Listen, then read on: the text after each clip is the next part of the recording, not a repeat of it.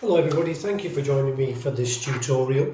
The aim of this tutorial is just to show you one or two very common features in Microsoft Word, which are there all the time, but they're probably a bit underused, but which could make a big difference to any student really, but particularly those who we know have a specific learning difficulty like dyslexia, dysgraphia, and a whole host of other things. So what you're seeing on screen right now is something that's very familiar to all of us.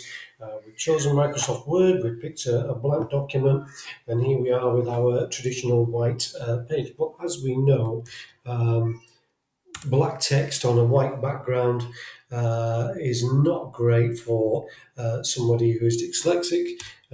So when you see this black text on a white background, can be a real challenge, and it's worth bearing that in mind whenever we're writing on a whiteboard in a classroom, that we should be thinking about whether we should continue doing that. So a simple trick straight away that's easy to put this right is to think about those colours and that contrast. And many of us will be used to working with students in a classroom and having like coloured overlays or coloured reading rulers.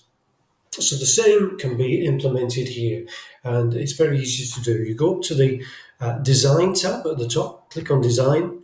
You move across to the top right-hand corner where it says Page Color, and from there you have the choice of the entire palette of colors, whatever you want to go for, lighter or darker. Traditional pastel colors that are often used for students with specific learning difficulties. So I'm going to settle on this very light green here. And then, of course, I can change the colour of the text as well. So rather than it now being black on light green, I'm going to go back to my Home tab, and I'm going to change the actual colour of the text. I think I'll pick something like a nice blue, so that the contrast is still there but not as strong. Black text on a white background is difficult, whereas we can see we can change things quite easily. It would help if I could spell background, wouldn't it? Is difficult. Okay, now, so there's a sentence that I've written, and I can carry on writing like this with another sentence. Now, one of the other things we can tackle at this point is once we start to fill this sheet, and I've deliberately chosen quite a big font here, but the page can become quite cluttered. And a little simple trick that you can do here is, whilst we're on this home page, if you look at this section here, and particularly this little tab, which is about paragraph spacing, often underused because it's automatically set in one particular space. But if we change this so that we increase that indent between the lines to something a bit bigger, so that when I press enter, the next sentence is further down.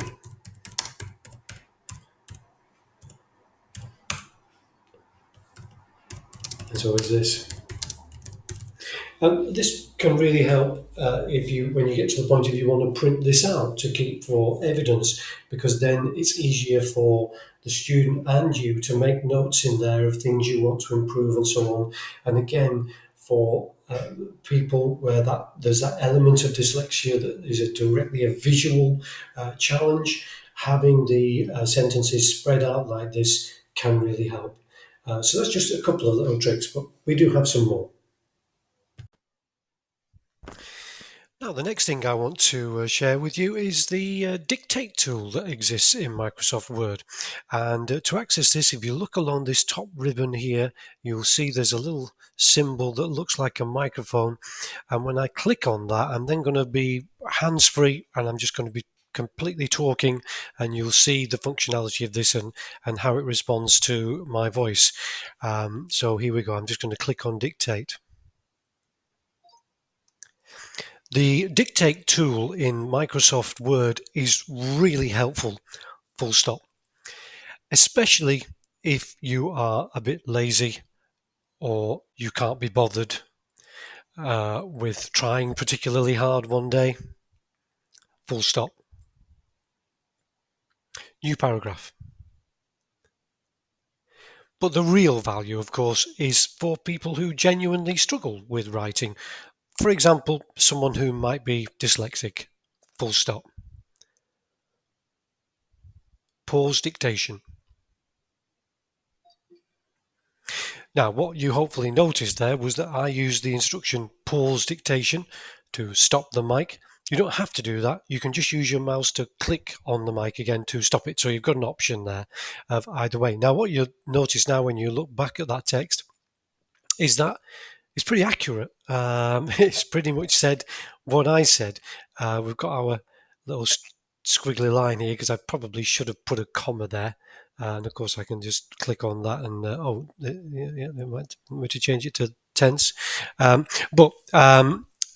can fiddle around with that. But what hopefully you can see from that demonstration is how easy it is to do this. Now, I've been using this for the last half an hour.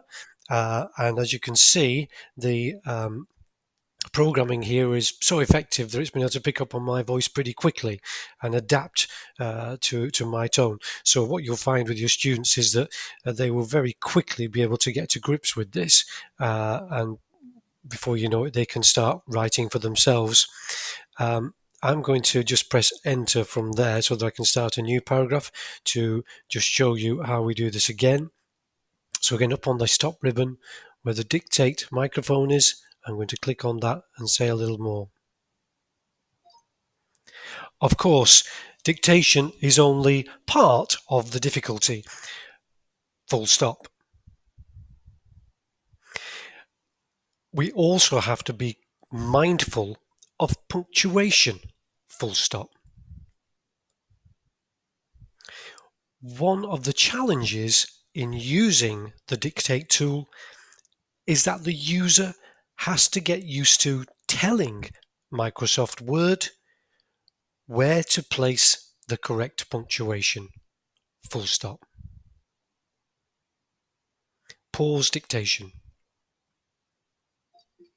That little tone tells me that now I can just talk freely to you. And what you can see on the screen now is that the phrase "of course" has been underlined. You're all teachers, you can see why that is. There should be a comma after course, and there isn't. Now, hopefully, this is where this tool can also be used for a bit of learning about punctuation. It's been underlined for us there. We know why that is. Bit of a talking point there with the student. What do you think is wrong with that? You read it back to them, and hopefully they will pick up on the fact that there is a slight pause there. And of course, the easiest thing to do is to right click on that, look at your options and put in a comma.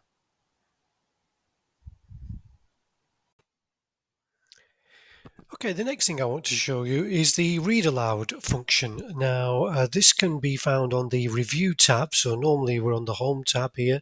You look along to where it says review and click on there, and you'll see this little icon that actually says read aloud. So this is what we're going to use here. This is, again, when you think about a student with a specific learning difficulty around language or something that's associated with dyslexia, often difficult for them to read things back, even things that they've written themselves. So to be able to hear it back is a good way for them to be able to judge what they've written, and is it what they really meant? Does it sound like what they intended? So this is the same text we were working on in the previous part. This time, as soon as I click on read aloud, you will hear that Microsoft Word itself will start to read this to me. So this is up at the top there where it says read aloud, and I'll just turn it up a bit so that we make sure we have a good volume on this, and here's how it sounds. The dictate tool in Microsoft Word is really helpful, especially if you are a bit lazy or you can't be bothered with trying particularly hard one day. But the real value, of course, is for people who genuinely struggle with writing, for example, someone who might be dyslexic. Of course, dictation is only part of the difficulty. We also have to be mindful of punctuation. One of the challenges in using the dictate tool is that the user has to get used to telling Microsoft Word where to place the correct punctuation.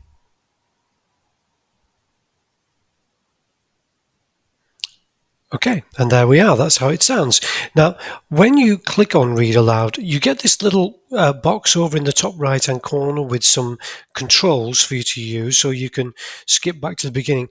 If you click on this settings icon, you can vary the speed of the voice and also whether it's male or female. So I'm going to change to female, and I'm going to make it a little bit slower so that it's a bit easier to pick up on for some of our less able kids. And if I click this back arrow, it should go back to the Of beginning. course, dictation is only part of the difficulty. We also have to be mindful of punctuation. One of the challenges in using the dictate tool is that the user has to get used to telling Microsoft Word where to place the correct punctuation.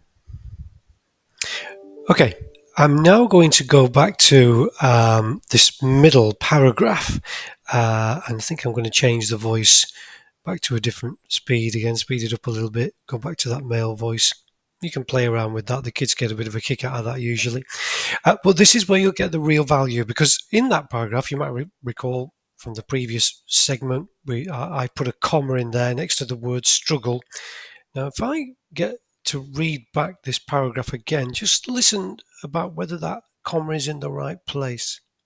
But the real value, of course, is for people who genuinely struggle with writing, for example, someone who might be dyslexic. Now, that didn't really sound right, did it? And again, if I put the cursor back to the beginning of that paragraph and I go to my controls and I make that reading sound a bit slower again, just listen more carefully. I'm going to say to our student, listen really carefully. Does it sound right? Is the rhythm okay? But the real value, of course, is for people who genuinely struggle with writing, for example, someone who might be dyslexic. And what we want them to pick up on there is that it doesn't really quite sound right. The pause is in the wrong place. And eventually we get them to figure out that that comma should really be somewhere else. It should really be after the word writing. And if I now put my cursor back to the beginning of that paragraph and play it again, But the real value, of course, is for people who genuinely struggle with writing, for example, someone who might be dyslexic. and suddenly it sounds much better, and we have a clearer understanding of why we put commas where we put them. So that's a really useful little tool. That's read aloud.